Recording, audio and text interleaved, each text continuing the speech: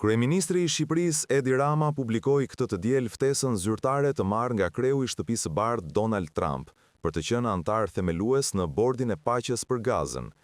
Kreu i qeverisë ndau letrën në rrjetin social Facebook, duke theksuar se ndihet i nderuar për privilegjin dhe besimin që i është dhënë, ndërsa shton se do të bëjë gjithçka që duhet për të lartësuar emrin e Shqipërisë.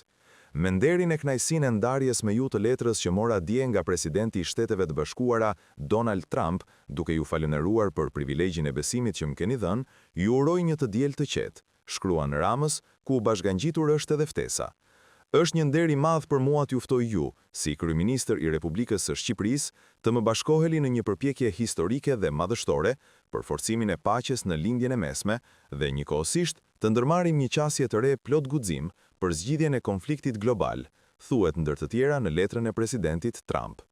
Krijimi i Bordit Paqes për Gazën është pjesë e fazës së dytë të armëpushimit të arritur në tetor të vitit kaluar mes Izraelit dhe Hamasit, i cili u ndërmjetësua nga SBA.